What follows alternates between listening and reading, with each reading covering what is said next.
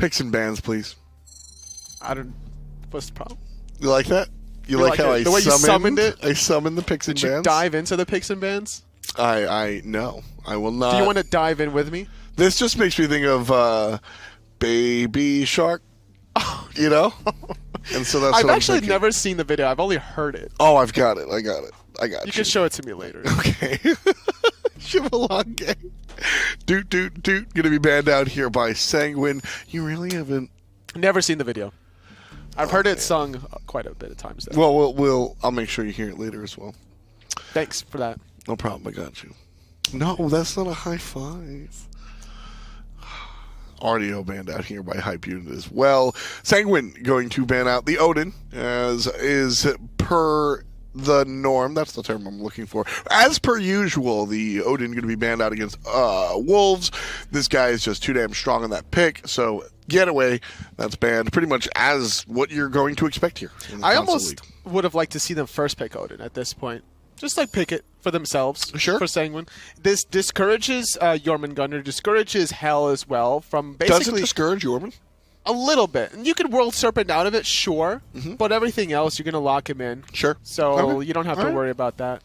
I understand that much, and it also dissuades the Hell pick like you were talking about. But with Arthur and Merlin both on the board, Sanguine going to opt for the Merlin, hoping that the King Arthur will dissuade Hype Unit from going to the Jormungandr is what I'm thinking at the very least. It could be. Also, keep in mind Freya's available, so those three between Merlin, Arthur, Freya specifically left open by both of these teams, knowing it's like a little bit of a bait and switch. Sure. Well, the King Arthur will be selected here by Hype Unit, so Camelot and Avalon will crash together, and Achilles will be the choice as well for Hype Unit. Again, could be in the hands of the support inbound. We've seen him played a number of times. Could also find its way into the jungle. Got to be wary of where these characters are going. A lot of ambiguity on the side of Hype Unit for sure. Yeah, you never know where Bobby is going to be playing this Achilles. And it's always weird thinking about Inbound, whose name is Bobby, going up against Sanguine's Hunter, which is also named Bobby. So the comms could be interesting for both teams there. Guan Yu and Hachi will be the selections here for Sanguine. We'll see how these guys kind of work out together. Guan Yu very successful earlier in our day today. We'll see if that continues over here in our fourth match of the evening. And with Hype Unit looking to round out their first half of the draft, could it be a mid lane mage? Could it be a hunter? There's a number of options. Still a jungle to potentially on the table with Achilles, although I'd like to see it be a hunter or a mage, so that this way Sanguine still has that mark of ambiguity in their mind. And it'll be a Jingwei. I like it because last game they actually locked in the Hachiman, but because Sanguine picking that one off, they need to find another safe hunter that they could put for Griffin. Allow the front line from Hype Unit to do their thing, because if I'm thinking of Wolves, thinking of Layers, thinking of Inbound, they're the catalysts to set up the plays. Allow Griffin and also Baronic to just kind of come in later on in the game. So play those safe hunters like the Hachimans and the Jingweis of the world and just keep your front line busy. Second round of bans coming out. Hunbat's already taken care of. You heard the casters talk about Kumquat's Fear No Evils. Definitely want to keep that away. Fear No Evil, a very potent tool, so with that off the board, and it leaves a couple of other options. Now, Sanguine on the timer. It will be the Kuzenbo ban, a character that we saw played last time around, but not this time. And now Hype, they've got one more ban to their knowledge. And again, I'd like to take a look towards that jungle. Merlin almost certainly for the mid lane. Guan Yu, a little bit of, mix and match there, support or solo, but Hachi, very solidified. So I doubt we see the Guan jungle, so I want to see a jungle ban. But it's a Kubakarna ban, and I'm okay with that. As good as the Kuzenbo ban is for Sanguine, and rather has been played by Truancy in that first game, I think that they're afraid that Hype Unit could still lock it in for themselves. That's the reason why I think this game lasted so long, was Truancy's performance on the Kuzenbo. It's like 15 minutes until we finally saw one kill on the table, and a lot of it came down to the defensive peels that Truancy was able to provide for his team. It's difficult to lock down anyone against the Kuzenbo with the Sumo Slam, being able to reset those cooldowns in less than 2 to 3 seconds with the Spike Shells, and then you got the Watery Grave knockups to keep in trouble. Kabrakan does a great job specifically against Guan Yu, and Kabrakan is a character that Layers really enjoys playing, so taking that off the board also a very good look here for Sanguine, and that leaves Arlong Shen the choice of the choice for Hype Unit as we see them trudge forward in the picks and ban phase. Option over to Sanguine one more time, and now they need two more choices. What I expect to be a support in Bacchus, character that it's #1 once upon a time. Very slight changes, but brought down a peg. I think he's just as potent. And the jungle choice for Sanguine here on the way. Nemesis. I like it.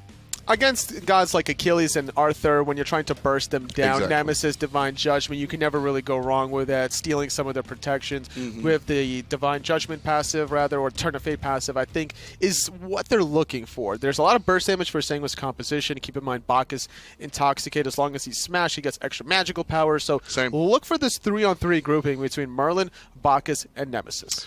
Hype Unit looking for their last selection here as far as the draft is concerned, and it will be the Vulcan. So Vulcan will find its way into that center lane, and then Jingwei in the carry role, and then who knows where everybody else is going to wind up. Likely Arthur at the short side. But without further ado, game number 2. Let's ask the casters, how do you do? Hey, Tom. Hey, Ryan. Yeah, what's up, Finch? If you had to name an MVP from Game 1, who would you name? More Wolves. Okay, more Wolves. And he beat them with Jormungandr, is that right? Correct, yeah. Okay, so then would you then give him King Arthur in the next game as a response? Has King Arthur been nerfed into the ground? No, not into the ground. He's been touched some, but certainly still good. Do people still do really absurd things sometimes with Arthur? Yes. When they are, specifically when they are a better player than you? All the time, yes.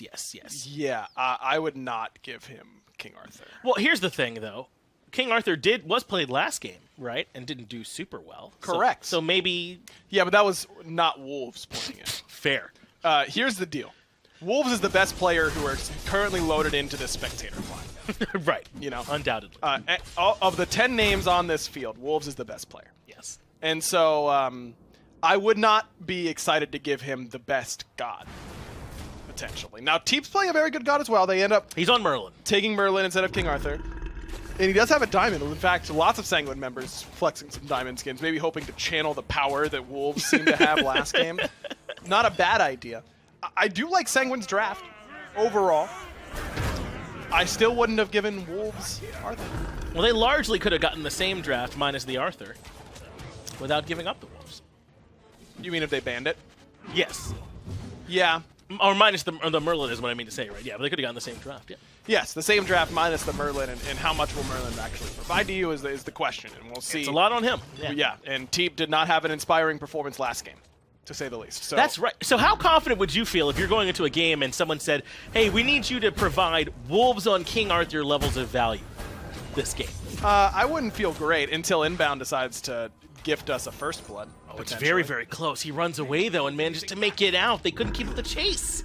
Griff now in actually a bit of trouble himself. Inbound, you can't come back in here, right? He's going to try. Actually, he can because a great persistent gust from Griff right on time. Now he just needs a juke the belly flop, but even if he does it, you're good, man. No, he actually does get hit by the belly flop still unnecessarily, but it's okay. No, that's the only way Truancy lives. That's the only way he lives, is if you use 72 transformations early. It's the only way. You just wait. Inbound dying isn't a negative for you, Layers. You probably like that. Why drop the kill because you're trying to save him, man? Come Unnecessary. A very interesting exchange that happened over here in the dual lane side, and I don't want it to go unspoken that Griff did save that fight for them. That should have been way worse. 100%. but an excellent play on the Jingwei, and now Wolves in some trouble. Kumquat's on his way here to try and slow this one down. Slice and dice land, so he's certainly slowed. And now a chance to take him out. Two-man dash, but Wolves is playing Arthur and makes it back out. Yeah, those Warriors Blessing heals just enough, and that's actually a bit of luck that he's able to space out that his proc wasn't on cooldown and is able to get one right as he dashes out. Flop in from Truancy doesn't land for the knockup. That means now he doesn't have any mobility. Another good knockup from Griff in response, but they can't find it. Meanwhile, Sanguine want to aggress on the right-hand side, but who's here but Baronic to find a kill that Jacob Tass backfire takes him out. Really good rotation over from Baronic and just utilizing that extra bit of clear speed that Vulcan seems to have in the early stages. If you're not putting pressure on that turret, he can drop it. Does a lot of damage to the minions for him. And the book 2 means that he's got plenty of power in order to rotate over. I'm surprised at Teep's Talon start here. Talon trinket. You really need a lot of CDR on Merlin, I feel like, to not because you're always getting your abilities back by stance switching, but you want to be able to stance switch as much as possible in order to get yourself in a perfect position and honestly use that stance switch aggressively It's a lot of damage. It's a lot of damage that also peels for you, or sets you up if you're being the aggressor, especially against a character like Vulcan. If Baronic walks in a lane is a little bit too low, you blink on him, use that elemental mastery, and you put out a decent amount of damage. That's 160 at rank 1 that you're putting your first point into it, and that's a good amount. So it actually adds up pretty quickly, and so team might be looking to play aggressively with this, try and jump in and use it and get low, and then use that extra damage from the Bancroft's talent to his advantage. But I really think that going for the early CDR is usually the better call on Merlin. The Bancroft is the idea here instead. So nice power bank items for both of our mid lane main just to get things started. They both skip the Mage's Blessing. So I guess if both of us don't have a ton of extra mana, then it's okay. Except now Baronic does have a ton of extra mana because he's got the Book of Thoth. That's so right. Not the MP5 so much, I guess, is the real thing. But you're right, he's got a bunch of extra mana to help him out there. So we'll see if Mr. T can keep up with it. Remember, he's the one that we're focused on a lot in this game because he's got to match that value. And yeah, they got the Merlin, but a lot of the times when you give up King Arthur, don't you also want like Camazotz or something that can battle it out with him in lane? Guan Yu does have sustain, which is very nice. He's harder to move, but I don't know if it's quite the same thing. This King Arthur should go unchecked. Layers trying to encroach on this blue buff invade, but a little bit off the mark with everything. Oh no.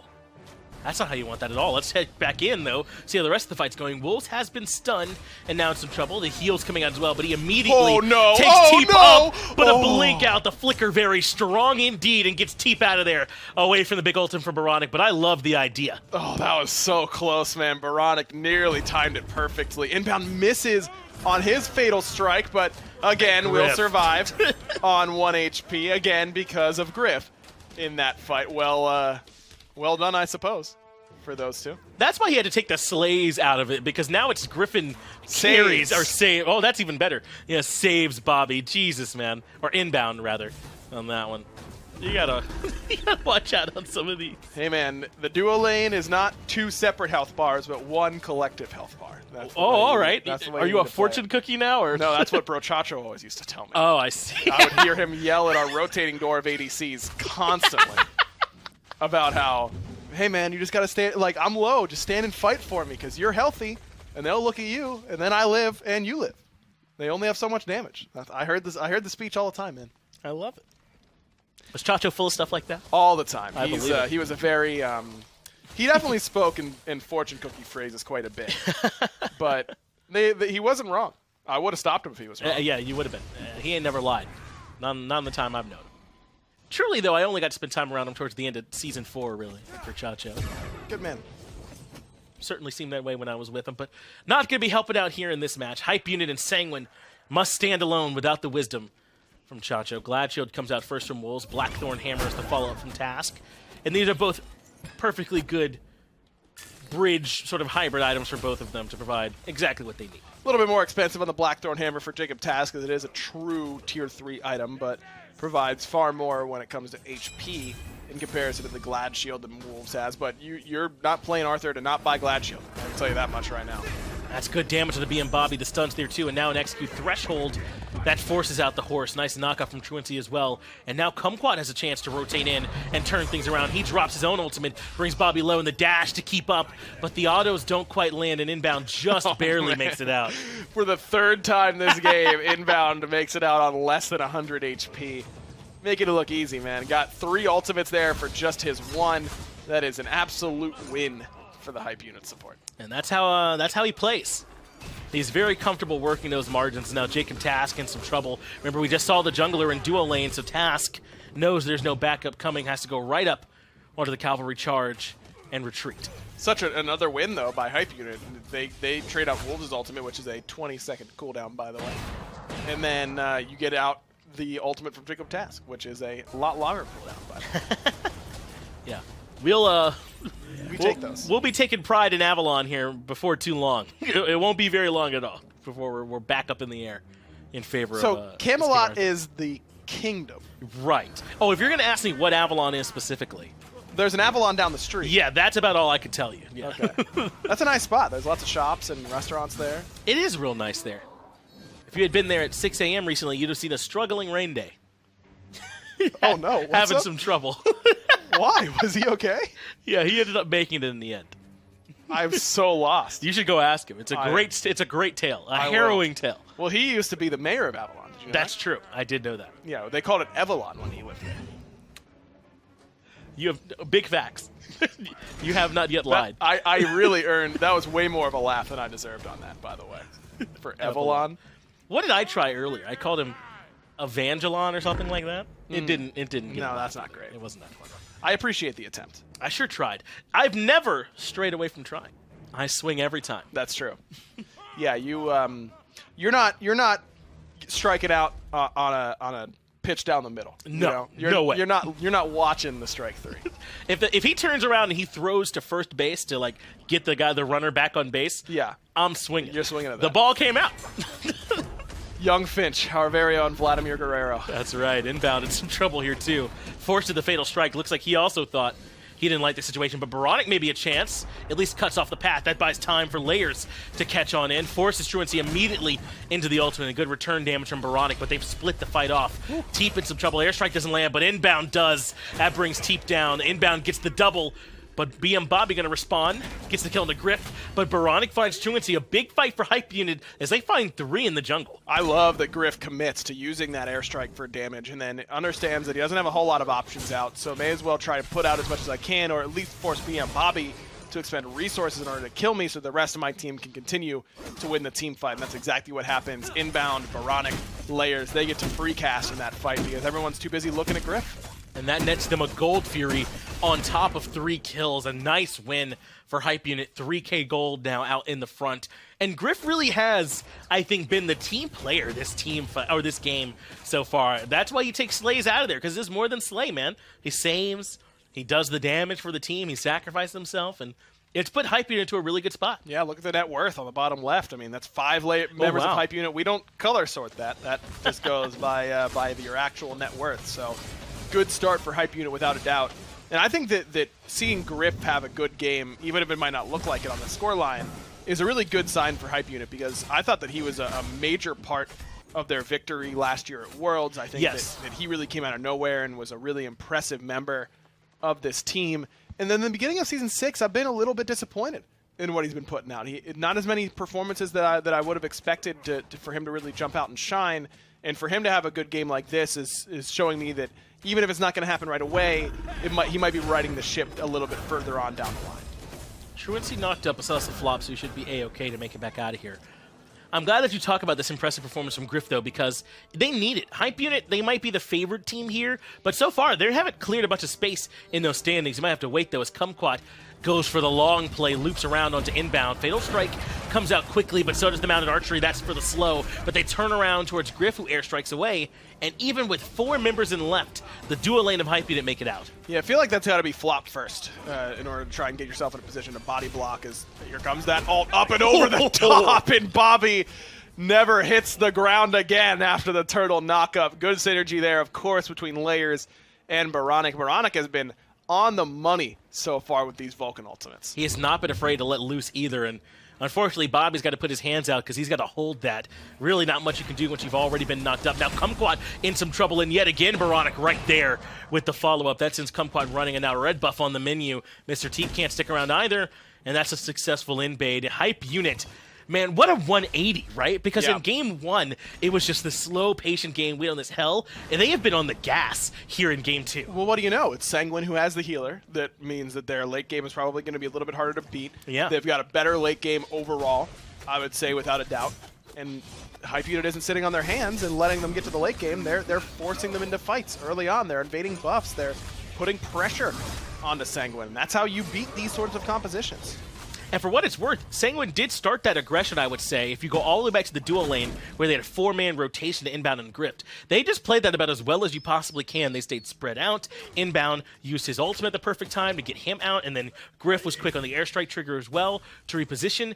When they commit that heavily and find nothing, and they're a comp that would rather fight late, I mean, yeah, Hype Unit are going to look good. They've certainly done so thus far. Wolves has had a pretty free laning phase and hasn't rotated into wreak havoc quite yet, though. You get the feeling that it's looming. That's a good point. It's been largely the 4v4 that hasn't gone y'all's way. Also, there's a King Arthur.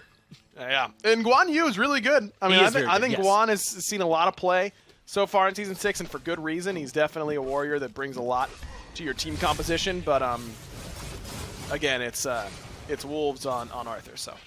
Can I say that I also really love Wingblade into Nemesis if you're Baronic on this Vulcan? It's such a good pickup for him. I love it. It's cheap, it's HP, it's movement speed. You're not really lacking for power at this point in the game because you have the Pen Boots and the Book of Thoth. That's a lot that can carry you through a little bit, especially with such a cheap item as Wingblade. Pick it up. Now you build into Sphere of Desolation from here or Divine Ruin, and you feel really good about your positioning. I agree. I think it's perfect. It gives him so much safety against this Nemesis and against the Merlin, because Merlin's going to spend a lot of time in that Frost stance in the mid to late game. It won't get slowed. It's good against this entire team as Baronic yet again is willing to commit the ultimate to try and steal away the red buff from the side of Sanguine. But yeah, that's basically all Nemesis has to catch out this Vulcan is that slow, and now he'll get to say no to it once every so often. I think it was 20 seconds we saw as Inbound steals the purple buff and wears it proudly. Another 2 buff invades, though, for Hype Unit, and it's all focused on this duo side. And it's because they know that Wolves is really completely safe on the right-hand side. They don't need to worry about getting him ahead. Layers blinks in. That forces out the Beach and BM Bobby and the Mounted Archery as well as he turns around to at least get some damage out of it and repositions. Not as easy as it looks when you're on the sticks, but well done by BM Bobby. But can they keep it going? Hype Unit appeared to be committed to trying to take down this duo lane Tier 1 as Truancy goes back in with the Intoxicate, but it's not going to be enough. They've got plenty of damage and the tower falls. Yeah, I don't know what BM Bobby thought was going to happen, but that was the inevitable conclusion to that siege. It does open the window for Sanguine to sneak a Pyromancer on this right-hand side, but they want it. Again, look at the player damage, Finch. I mean, there's only BM Bobby because there's been so much fighting in the duo lane, and Jacob Task with the solo slaps, and then it's everyone else on Sanguine. The Merlin hasn't really done anything yet. The Bacchus hasn't done anything yet. The Nemesis hasn't done anything yet. Man, isn't this is what I thought the Season 6 meta was going to be like coming in, though, right? It was you would draft this aggression on the duo side, especially with like an Erlon Shin and Achilles, where they're happy to fight in duo early on, and you're constantly invading these buffs. But instead, we've seen these supports roaming the map and refusing to come farm properly sort of strategy. So this is what the concern was coming in, and we really actually don't see too much of it. Good to see from Hype Unit that it certainly can still work if you just want to come bully down the duo lane and farm up that way. But it takes a lot of teamwork to make it work and look this easy. And Layers has been in the right spots really, really consistently. He's been blink initiating constantly.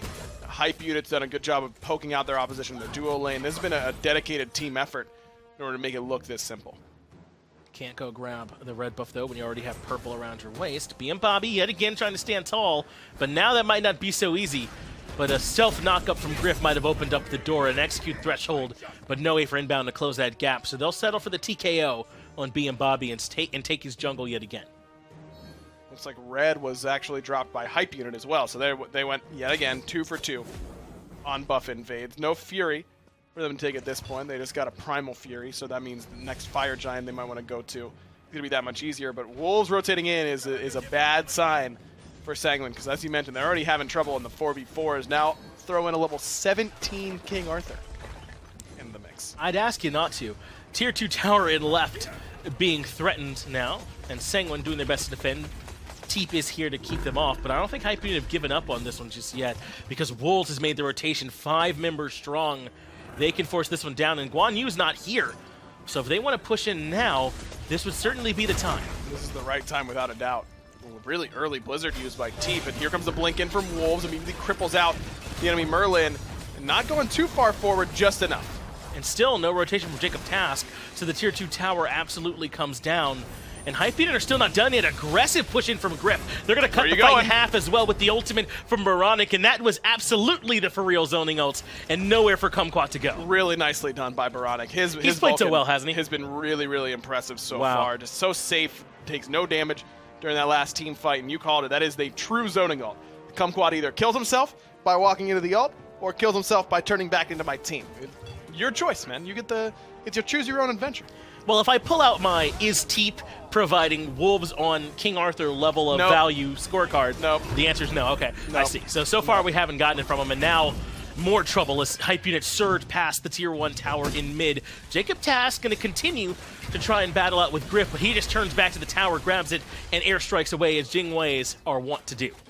Looks like a Sunder was used there by Jacob Task. Yeah, he does have one in inventory, and this seems to be a correlation versus causation argument of, well, we're killing King Arthur, and we're using Sunder to do it. So it must be that Sunder's really good against King Arthur, and that's not always the case. I mean, yes, you can any tanky character you're hitting with Sunder, you're gonna do more damage to him. Of course, that's how the item works. But it's not always your best option. They need help on defense more so than offense. Well, this could finally be a good fight for Sanguine. Hype Unit aren't here in full force, but they've left Teep as the furthest forward. Aegis buys him a moment, but only a moment. Griffin brings him down in the end. No execute comes through from the Fatal Strike from inbound, but they want to keep on fighting. Finally, an ultimate off the mark from Baronic. I don't know what that was as inbound ends up falling, but Wolves is happy to spin to win. He takes down Truancy, and they want to keep going. I think Baronic was about 8 seconds too early for where Kumquat was going to dash as Griff now in a 1v1 up against Bobby. Aegis is good, and that should be enough to set up Baronic for an easy double kill. Sanguine there, I mean, that is a desperation fight. They know that maybe they can catch a couple members of Hype Unit before they back. They're still a little bit weak. Maybe some of their relics are down. Something that can get the fight going in our way. I don't think Sanguine ever believes that that's actually their best, a really good fight for them. It just might be the best available fight in the foreseeable future for them, and I don't necessarily disagree with that. I think it might have been not too bad a fight, but it just wasn't properly communicated. I don't love where Teep was positioned in that fight. He was the first one to die. He was the furthest one forward, and it's not because he was out of position so much as, I guess, as they fell back, he didn't fall back enough, and so he was the one that ended up suddenly being in the wrong spot, and that's just got to be communicated better. Level 15 now, far, far behind Baronic, who's played so well in this Vulcan so far, 5-0-3. They got to get a little bit more out of Teep. Give him some time to farm if you can. But Hype Unit, they've left no windows for him to farm. It's been his red buff they've taken every time. Right, exactly. That's not an accident. You put behind Teep on a character that can really struggle when he gets behind. All mages can, but Merlin, the nature of the beast is he is a stance switcher in some degree, and so his abilities, his 1 and 2, will do good work, but they don't do as much as a 1-2 and ultimate from another character. He's designed to 1-2 you, or 2-1 you, then change stance and do it again. And in order to do all that, that takes time, and you need to be kind of close to a lot of your opposition, especially if you're in fire stance, and you just don't get the chance when you're behind. You don't get the chance to do it and survive. Oh, no. Wolves rotating in. I don't think Teep recognized that this was happening. Pyromancer is earned by Hype Unit as Wolves creates the space, and they go right to the Fire Giant. Why not? Of course, this is too early to be the enhanced version, but they'll happily take it anyway. And I don't think Sanguine will be able to make it into this one at all. Nope. Baronic confirms it, and Fire Giant down. That's earned by the presence from Wolves. Yeah, and Bobby needs to be careful because he's in kill range now for Wolves. I mean, he'll get his ultimate off in time, but again, anytime King Arthur trades his ultimate for a relic or an ultimate, he's winning because his ultimate is on a far shorter cooldown than yours.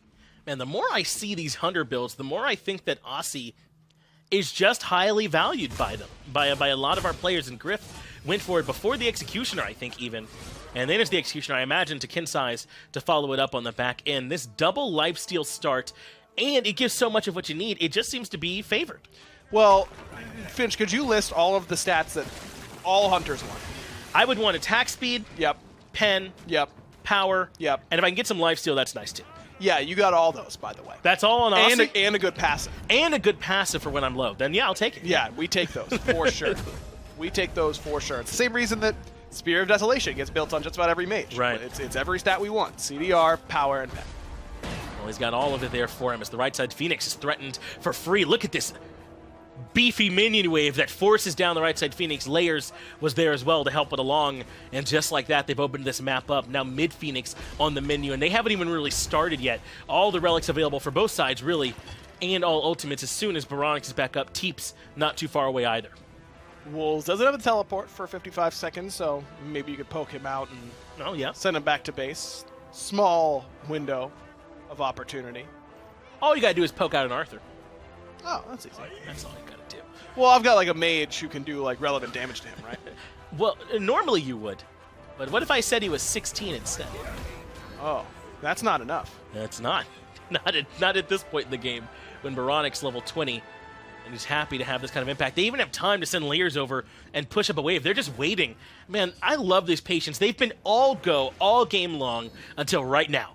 And they're like, push up this wave, do it the right way, and then we'll push our way in. I mean, no one contested layers on right side Phoenix, so why would anyone contest them on left side Phoenix? That's just logic happening from Hype Unit right now. On the Hype Unit side, yes. I want to make sure that we clarify.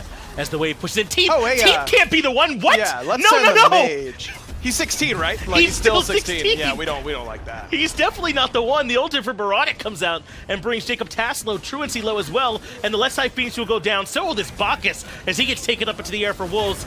He does it for Hype Unit. He does it for Avalon. That's 2 Phoenixes down and 2 kills. Hype Unit doing whatever they want. Jacob taunted in, not quite there for the pin in time as he was able to get the dash off, but now all 3 Phoenixes down. Fire Giant still on Hype Unit for a little bit longer. I think they're going to close this one out a little sooner than game 1. They absolutely have the chance to move in right now. The Titan's already incredibly low, well below half, and Hype Unit 24-32 on the clock. They take game 2 in the set over Sanguine. So weird that, like, Wolves had such a good game on King Arthur. Like, that, I just did not... Not me. I did not see that coming. No. I mean, especially since he didn't get the Jormungandr. That's what did so well game 1, and he was on something else this time, right? So, yeah they didn't lose the Jorm 2 games in a row. That's very true. And they didn't get enough value out of that Merlin, which they picked over the King Arthur. No, and that's how it goes, right? I mean, you have to make the choice in the first pick slot when you're banning that way, and credit to Hype Unit, they forced Sanguine into a bad picking banning spot with the way that they were banning as well, so they deserve some credit. Very well done there from Hype Unit, an impressive 2-0, and the kind of 2-0 you'd expect from a team with these players on it. So that's how we saw it here in the booth. Let's hear a little bit from how they saw it on the desk.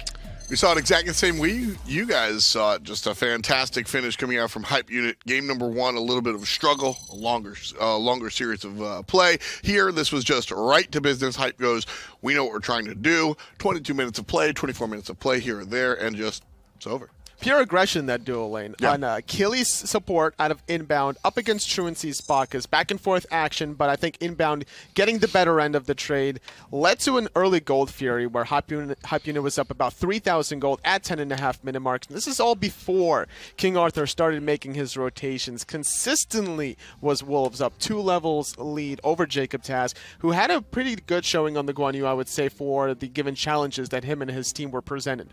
Exactly. Challenges is putting it nicely. I think the Hype Unit did a number of things to put the game in their favor, and absolutely the aggression is what I noted first and foremost. Was first of all in the dual lane inbound had to get himself bailed out a couple of times. Yeah, Griffin saves, right? I like that one from aggro. But at the end of the day, I mean, that type of attention to aggression is absolutely what puts Hype Unit in position to take home the victory. Everyone from Hype Unit have a fantastic game. I think layers on the Erlong Shen, setting up so many kills. I took specific note about this 12-minute gank that he had into that dual lane where the 2v2 from Hype Unit survives the initial gank from Sanguine, where they survived that one under their own tier 1 tower, and then the counter aggression where Hype Unit threw out the blink knock-up into the Vulcan ultimate, taking out BM Bobby. It was just quite a sight to see this Erlong Shen Vulcan combination.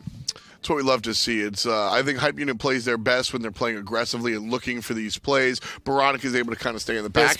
This is what Tully's talking about. Like, look at the little mini knockup right before the Vulcan ultimate hits. It was just quite a sight, and I think that's what led to the goal fury earlier. The tier 2 towers weren't available to left standing for long because everyone from Hype Unit just wanting to close it out once they had this power spike. Even the zoning ultimate, like that was as good of a zoning ultimate as you could want, because you either go in towards your Phoenix, eating a Vulcan ultimate, which is more than the current health that you have, or you go back into all of Hype Unit.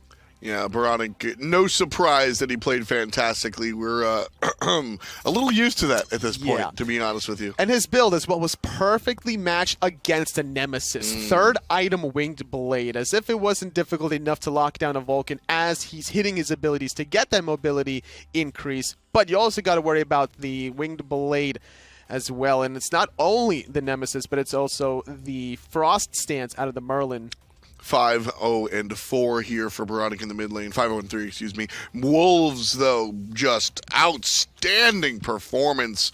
Just 22-3. 22,000 player damage. The number 2 player was the enemy carry at 16,000. Just incredible performance out of Wolves here on the King Arthur. That's what you expect when you grab him up, and that's exactly what came through. And the thing was, they didn't really need him to have that lead in the 4-on-4 at first. It was everyone doing their own thing, having those advantages in the objective control, the Gold Furies, and the towers. And then here comes a level 15 or 16 King Arthur. 2 levels ahead of the Guan Yu, by the way, just wreaking havoc. A little bit rough stuff there, but let's take a look at the screenshot, or a snapshot, excuse me, as to where everybody lies as far as the standings are concerned. You know, it's funny. We're in a digital age now. I feel like I say screenshot more often than snapshot. But Heat Uprise is going to be there, 5-1, and Hype Unit with their victory puts them one step closer. They are 4-2. Really close in the Xbox NA side of things, but there's also the other region. Exactly. We have Europe as well, and we'll take a look at where everybody's chilling there. And it's Team Unrivaled. Excuse me, Team Rival find themselves unrivaled here on the standings. Dabo's Disciples, try as they may, they certainly have an uphill battle for sure. That's right. In NA, it's relatively close between Heat Uprise and Hype Unit. Not really too close in the Xbox EU, but in the PlayStation side of things, there's also a little bit of a lopsidedness in terms of the standings. I mean, all the regions certainly have some craziness going on. Let's take a look at North American PlayStation and see where everything lies out. Up on top is the Shrimp Gang. Yeah, Shrimp Gang between Jumpa, Nequid, Covey as Shrimp well. Gang. Shrimp Gang. Can you say fast? Excuse me? Like the Gucci Gang song? Excuse me? No? Okay. I'm Moving unfamiliar. forward, I'm unfamiliar. Shrimp Gang just dominating today over their victory against Cyclone. Really uncontested. Size is only just a measurement, and they are just in the sky right now with that 6-0 performance. Out Cold Gaming up on top, 6-0-9. Nice. They're looking pretty strong. Bedtime's Calling an MV3 is what we took a look at today. And what a matchup that was. Really exciting to see everything wind up the way it did. But Out Cold Gaming still undefeated. And they are going to be pretty hot despite their name. It's really surprising to see how all these teams are going to match up against each other once LAN does wrap around, because so far it's you got Shrimp Gang, you got Rival, you got Out Cold Gaming, and then between North America Xbox, you don't really know who's going to come out on top between Heat Uprise or Hype Unit yet. It'll be pretty tough. It's always a dice roll, a coin flip.